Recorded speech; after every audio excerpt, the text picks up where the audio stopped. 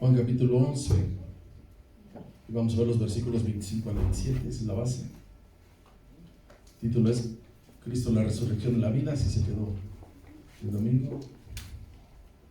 Es el 25. Le dijo Jesús: yo soy la resurrección y la vida. El que cree en mí, aunque esté muerto, vivirá. 26 dice así, lo leo yo: y todo aquel que vive y cree en mí no morirá eternamente. ¿Crees esto? Me ayuda con el 27, por favor. Le dijo: sí, Señor, yo he creído que tú eres el Cristo, el Hijo de Dios, que has venido al mundo. Domingo, hermano, terminamos el mensaje.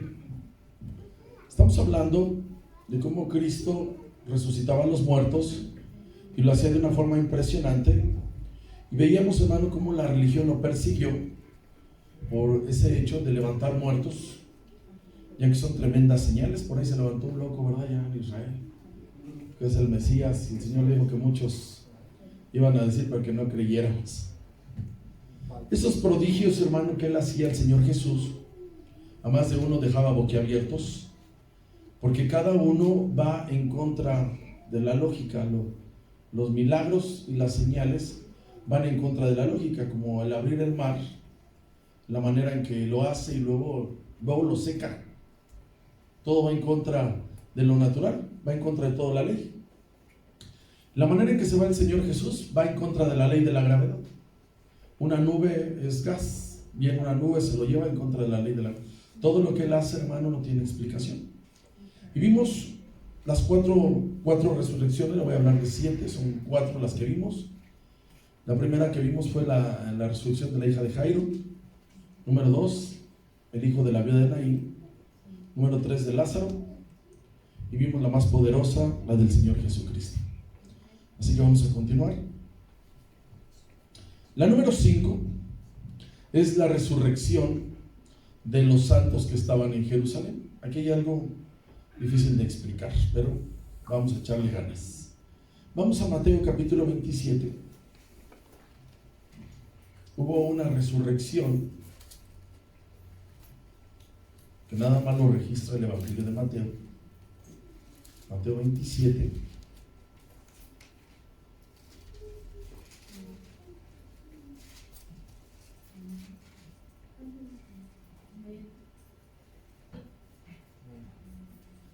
Todo inicia cuando el Señor Jesús está en la cruz.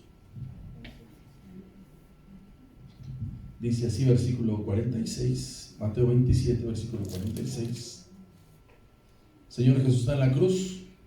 Dice: cerca de la hora novena, que son las 3 de la tarde aproximadamente, por eso hacemos el culto en ese horario, Jesús clamó a gran voz diciendo: Elí, Elí, lama sabactani.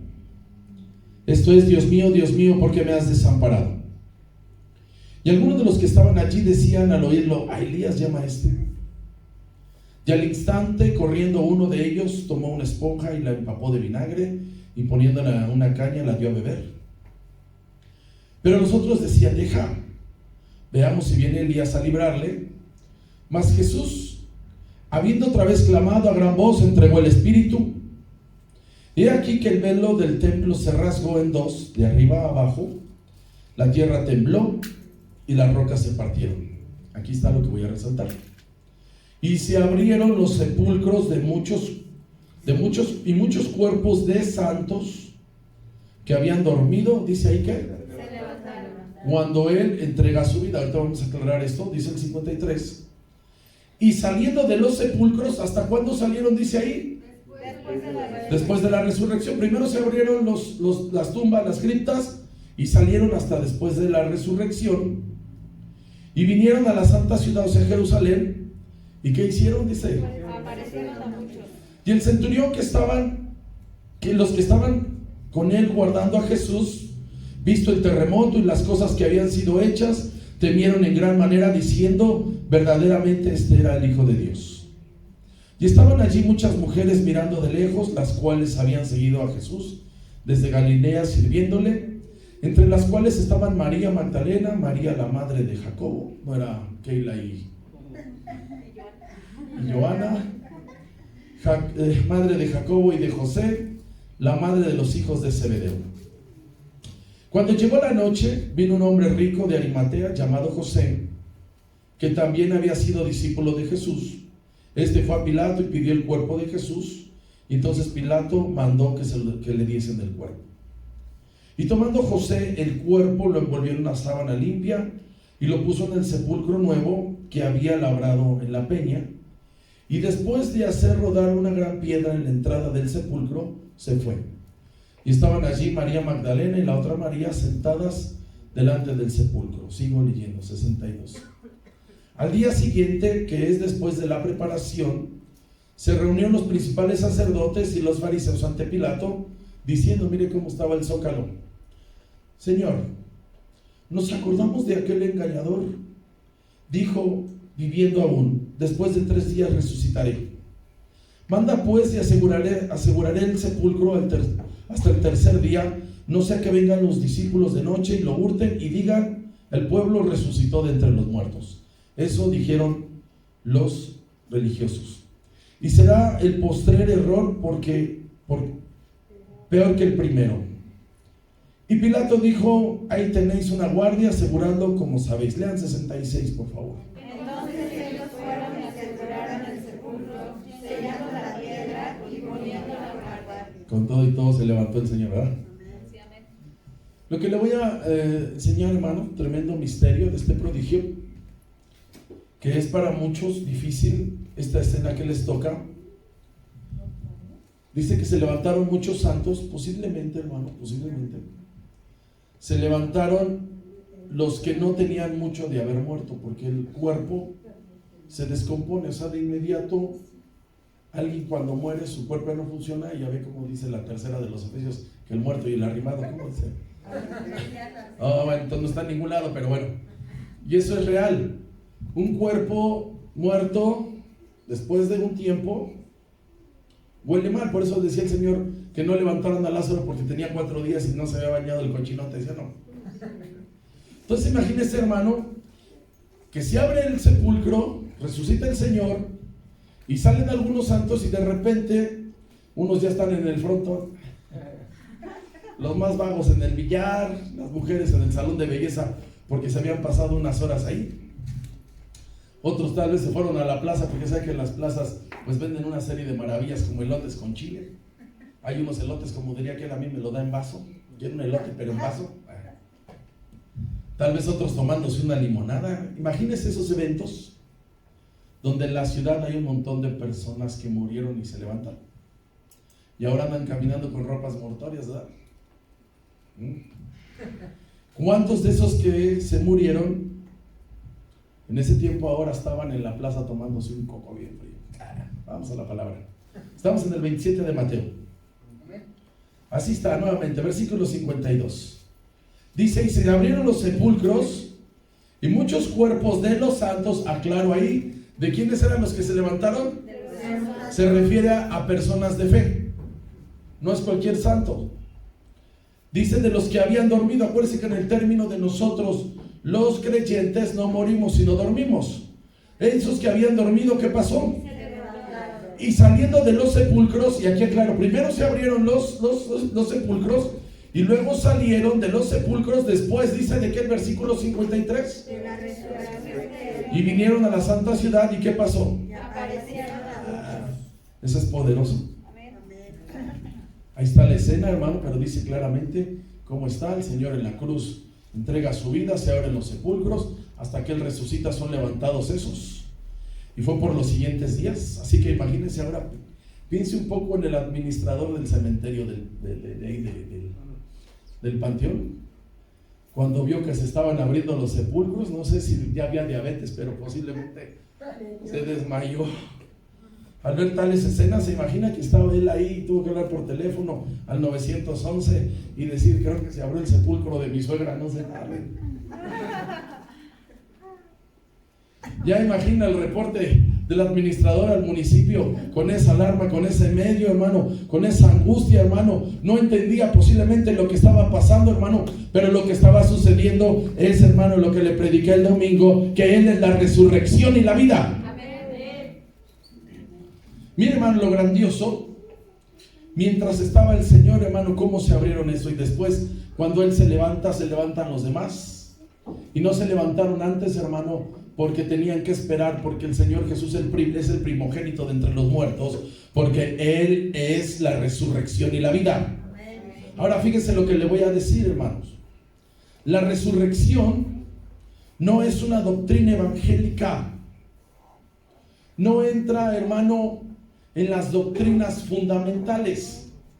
Nosotros tenemos doctrinas fundamentales como el bautismo en agua, como la presencia del Espíritu Santo, como la Santa Cena, como el congregarnos, como la fe, hermano, como todo lo que tiene que ver con la coinonía. Entonces, hermano, no es una doctrina. La resurrección es el poder asegurado a los que le han creído.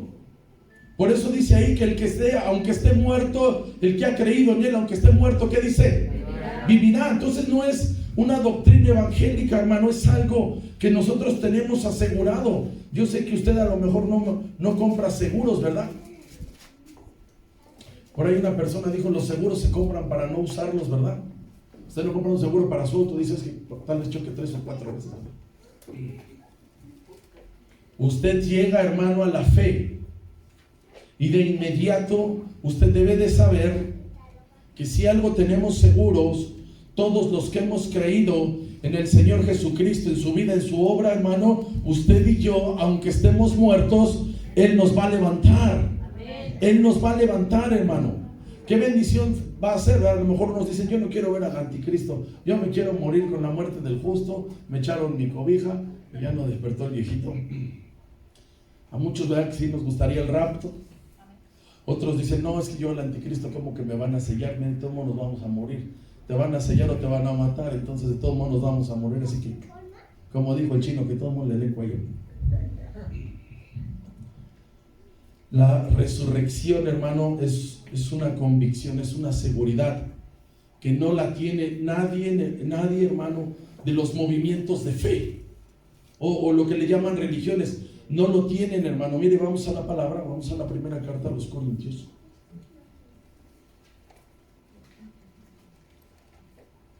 Ningún movimiento religioso tiene esto tan claro y revelado como nosotros, hermano, los que hemos creído en el Señor Jesucristo. Amén. Por eso, hermano, hay tantas escenas de arrebatamientos. Está la de Enoc, está la de Elías, y si le quiere echar hasta la de Moisés, está la del Señor Jesús, porque Dios lo puede hacer de nuevo. Se va a llevar a su pueblo. Y hay pruebas, hermano, que los que mueran Él los va a levantar. Amén. Los va a levantar, dice. ¿Y qué va a pasar con aquellos que los hicieron cenizas? Los van a levantar, aunque eran 3 tambos de grasa y 7 de cenizas, dicen. Uno así de 150 kilos y salió así de cenizas y 3 tambos de lata de grasa. Primero los Corintios 15. Está hablando el apóstol Pablo. Está hablando a una iglesia difícil, a los Corintios. Dice así, versículo 1. Además les aclaro, hermanos, el evangelio que os he predicado, el cual también recibisteis, en el cual también perseveráis, por el cual asimismo retenéis la palabra que os he predicado, sois salvos, si no creísteis en vano. Porque primeramente os he enseñado lo que asimismo recibí, que Cristo murió por nuestros pecados conforme a las Escrituras, y que fue sepultado y que resucitó al tercer día conforme a las Escrituras, y que apareció a Cefas, a Pedro, después a los 12, eran 11, pero bueno, está bien, no pasa nada. Después apareció, aquí esto no lo registra más que aquí, a más de 500 hermanos a la vez, de los cuales muchos viven y otros, otra vez termino, otros ¿qué? Duermen.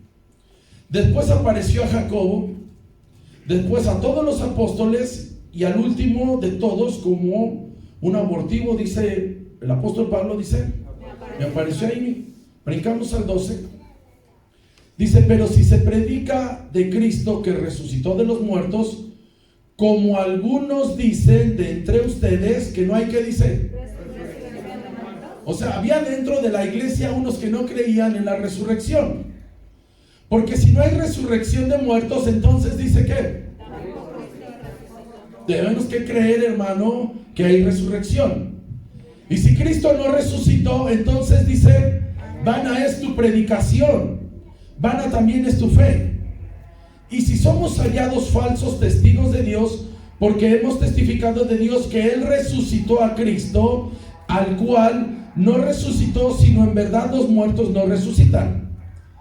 Dice el 16, porque si los muertos no resucitan, tampoco Cristo. Lea el 17, por favor. Y si Cristo no resucitó, vuestra fe es vana, aún estáis en vuestros pecados. O sea, hermano, tenemos que estar convencidos de que hay resurrección.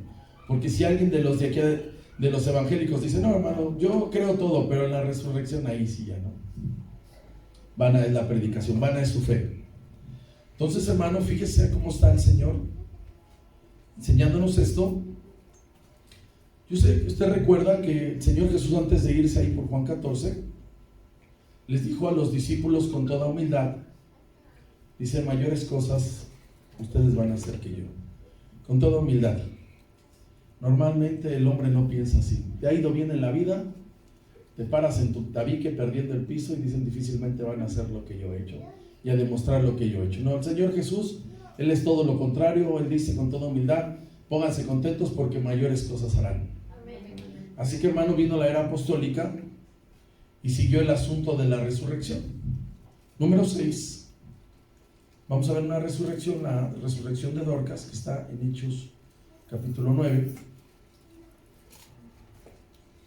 No solamente esto lo hizo el Señor, no solamente lo hicieron los profetas, también lo hicieron los apóstoles. Hechos 9.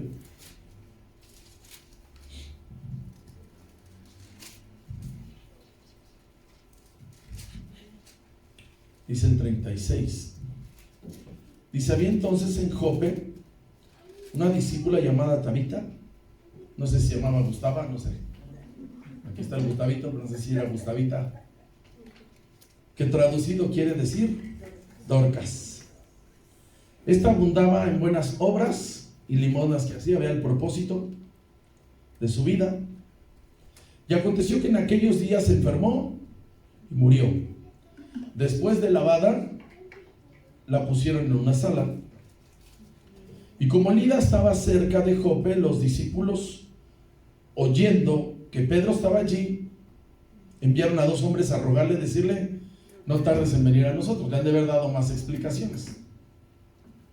Levantándose entonces Pedro, fue con ellos, y cuando llegó, la llevaron a la sala donde la rodearon las viudas, llorando y mostrando las túnicas y los vestidos de Dorcas que hacía cuando estaba con ellas. Entonces, sacando a todos Pedro, se puso de rodillas, lloró, y volviéndose al cuerpo dijo, Tabita, levántate. Y ella abrió los ojos, y al ver a Pedro, se incorporó. Yo creo que haber preguntado si todavía andaban por ahí sus hilos y sus agujas. Y él, dándole la mano, la levantó. Entonces, llamando a los santos y a las viudas, la presentó viva. Esto fue notorio en toda Jope. ¿Y qué sucedió con ese prodigio? Lea 43, por favor.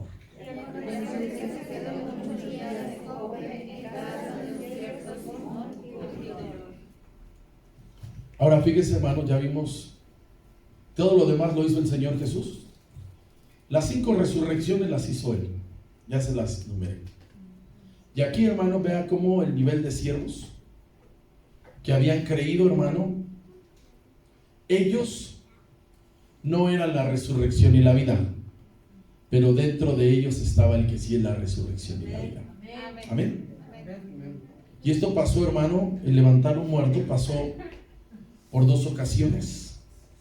Nosotros, hermano, ¿esto sigue pasando? Yo creo que sí. Solamente, hermano, debemos entender que para levantar un muerto debe de haber un propósito. Imagínense que usted está en un funeral. Sucede que ese funeral está ahí un delincuente de esos que roban, asaltan, pagan pisos, secuestran. Entonces se lo van a levantar, no, a este mono hay que asegurarse de que ya no salga. Esa mujer dice que abundaba, ¿en qué dice? En buenas obras. Entonces hay gente que dice, nada más está dañando al prójimo, para no decir la palabra exacta, por respeto a ustedes. y se queda ahí. El apóstol Pablo, también hubo un prodigio de esos. También un joven estaba predicando y se le cayó del tercer piso. Por lo menos el tercer piso son unos 7, 8 metros, se cayó y se mató. Vamos al 20 de los Hechos, por favor.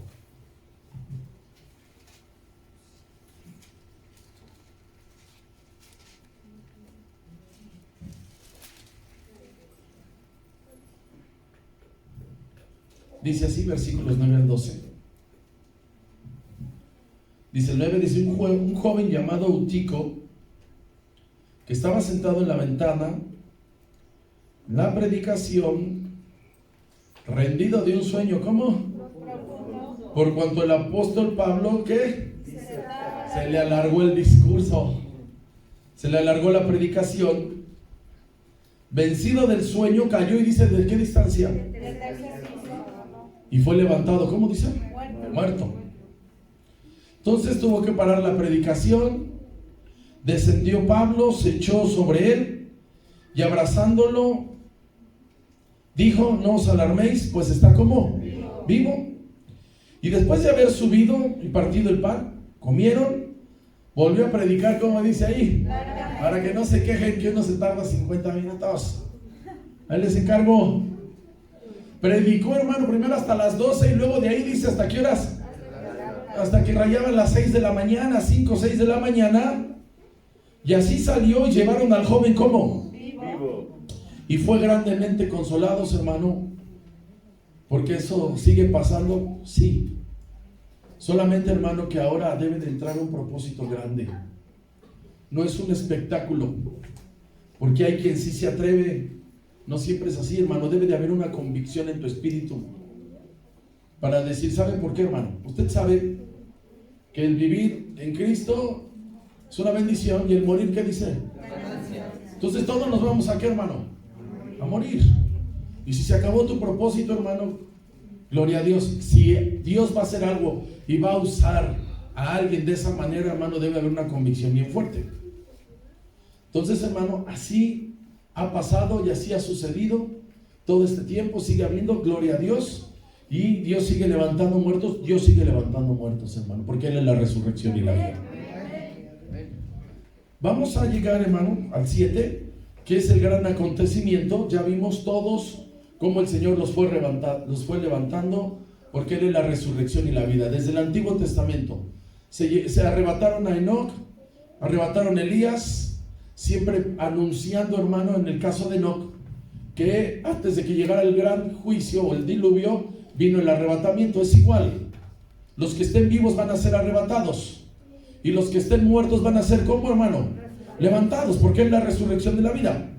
Pero la resurrección más fuerte y grande, hermano, que puede ser, es la resurrección de todos los santos, de todo el mundo, hermano, de los que han creído en la vida y en la obra del Señor Jesucristo. Esto, hermano, es el evento que va a trascender de una manera importante. Dice la primera carta a los Tesalonicenses,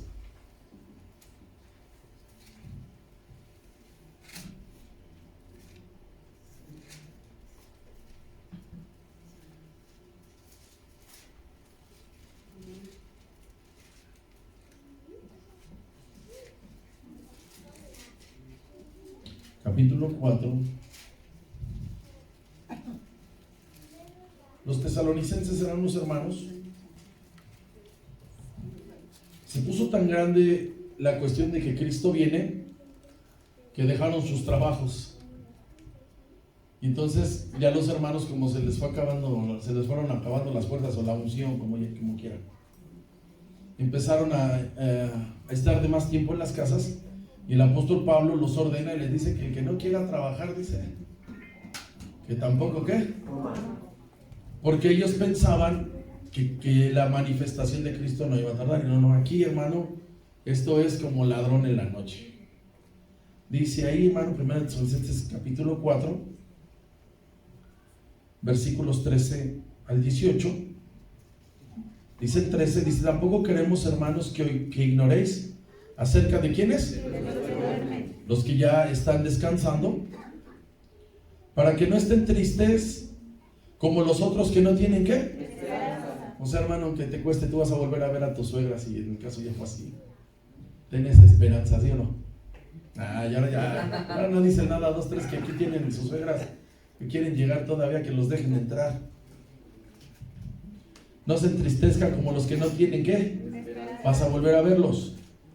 Dice el 14, dice, porque si creemos que Jesús murió y resucitó, así también traerá a Dios con Jesús ¿a quiénes? Por eso, hermano, es que nosotros creemos en la resurrección, porque es el seguro que el Señor Jesús nos compró y nos pagó.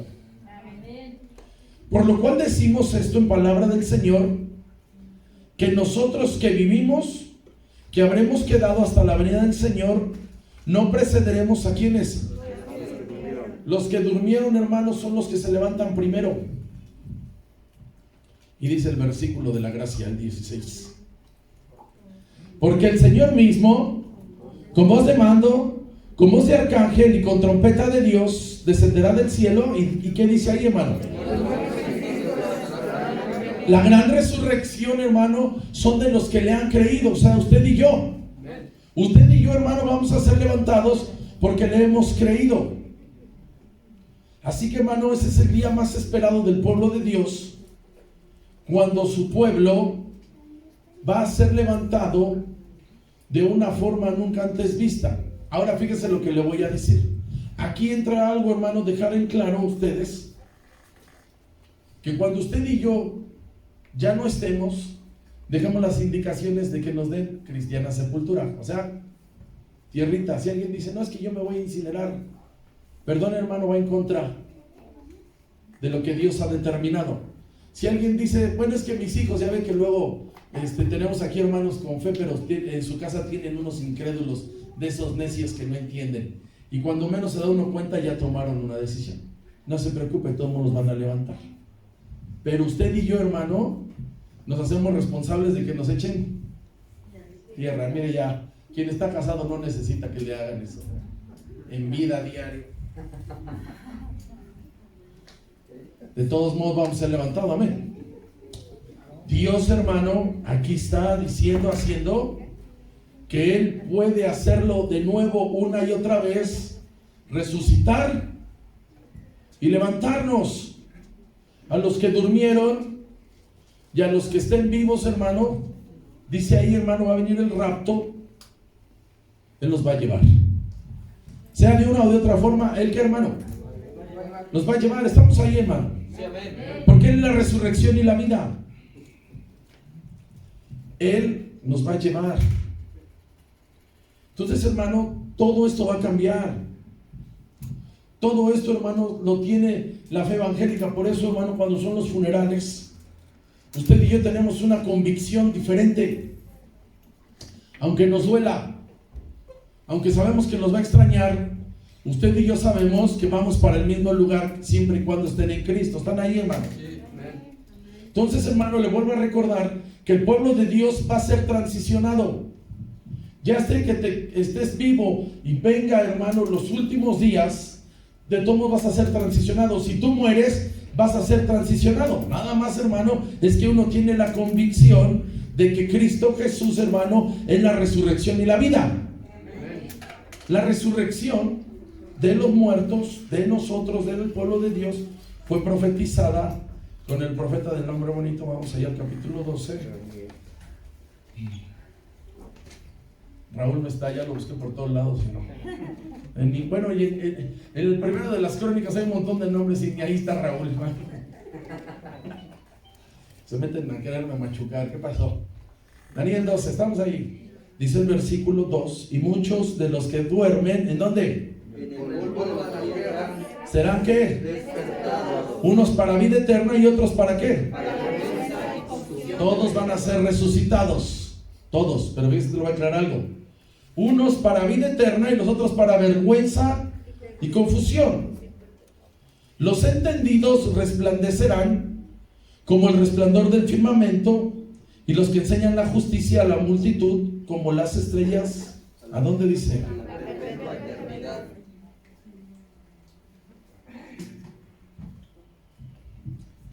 Fíjese, hermano, lo que le voy a decir.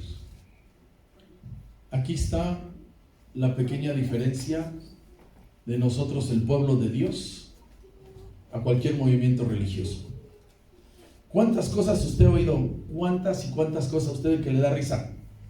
Usted ha oído cuando dicen, es el mismo Dios todos, ¿sí ha oído? Todas las religiones te llevan a Dios. ¿No? ¿A dónde dice eso? Aquí dice en Juan 14:6 que Él es el camino, ¿qué? La verdad Y nadie, ¿cómo dice? Y nadie va al Padre, sino ¿por qué? Por el nombre de Cristo. No, pero todos es igual, invocan al mismo Dios y ahí andan simpatizándose los cristianos con los testigos en contra de Jehová, o como dicen algunos, nuestros amigos los católicos, digo católicos. Ahí tú sabes si meditas, de todos modos a mí me vale igual. Igual con los de la 4T también, ¿vale? Que usted ve al Señor Jesús achicándole cuando le sacaron una moneda y dijo, ¿quién es el César? Denle al César lo que es del César y aquí lo que es de Dios. ¿Estamos ahí?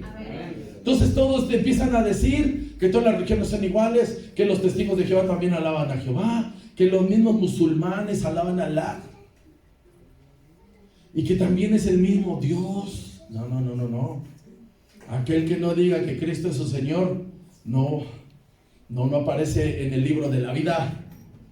Aquí cuando uno llegue, hermano, al juicio, van a ver el libro de qué, de la vida, van a decir, este lo declaró, sí.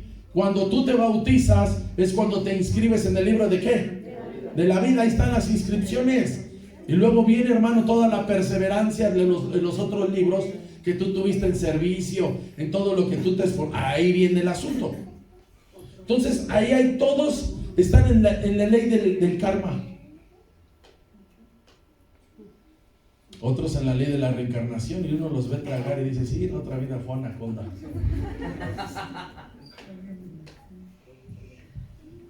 Pero ahí le va unos, y aquí salen algunos evangélicos. Algunos todo lo creen de inmediato. Fíjese cómo lo voy a regresar. Una persona parte o es cambiada y dicen, ya partió con el Señor. El término, hermano, está bien poético, bien consolador. Dios lo recogió. Otros dicen duermen, pero otros dicen ahorita ya está en la presencia de Dios. ¿Sí? ¿Oí de eso? ¿Y el juicio qué? ¿Cuándo? ¿Cómo están? A ver. Para estar en la presencia de Dios tiene que haber un juicio. Izquierda y derecha, ¿sí o no? Entonces los transicionan así y dicen, ahorita Pedro Infante le está cantando al Señor. ¿Usted se imagina que Dios necesita ese borracho allá?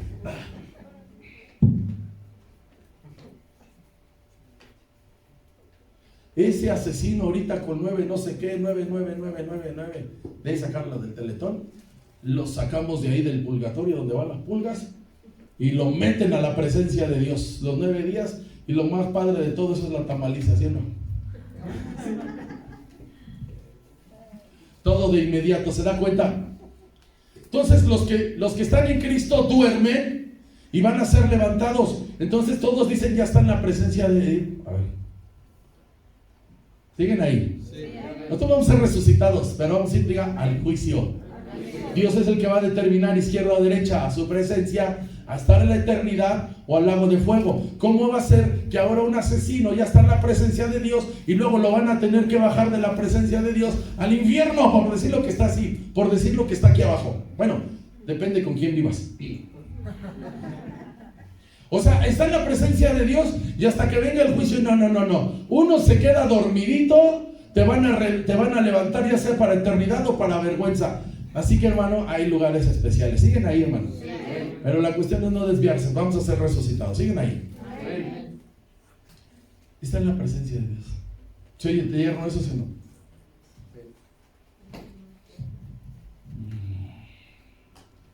Siguen ahí, hermano.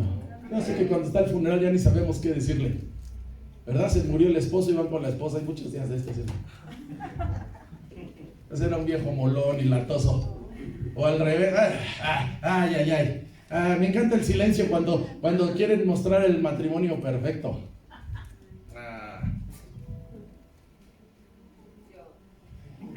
Aquí dice, hermano, por eso veíamos la semana pasada en Juan 12, dice, sírvame y a donde yo estoy va a estar mi servidor.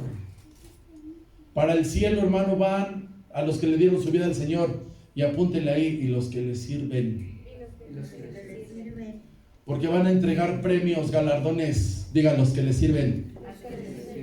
¿Verdad? Que si usted trabaja en una empresa y llega el fin de año y entonces les dan sus premios, ¿a quiénes? ¿A los que trabajan o a los que no trabajan?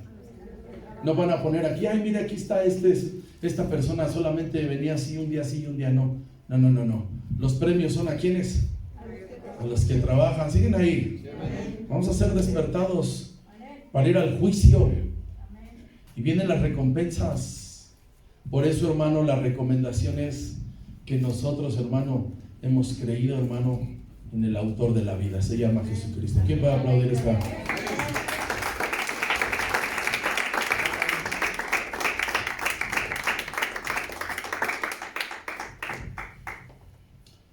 Así que la victoria está en nuestra mano. Cristo lo hizo solito, por eso nos hizo más que vencedores. Sin la ayuda de nadie, hermano, llegó a la cruz. Cristo llegó solito a la cruz. Nadie lo forzó. El plan era así. Por eso Él es el campeón. Él es el héroe. Por eso su plan lo consuma quitándole las llaves al que tenía el imperio de la muerte. Hebreos capítulo 2. Póngase contento. Está llegando hasta acá un olor a pan y eso quiere decir que me está dando hambre. Hebreos 2. Dios nos ha hecho tan feliz, hermano. Tenemos una convicción tan grande de quién es nuestro Salvador.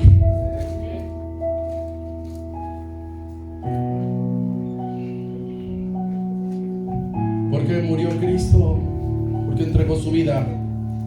La cruz fue el medio, fue el gancho para que Él llegara a la tumba y luego de ahí fuera a ver al que tenía el imperio de la muerte y decirle: presta las llaves, hijo.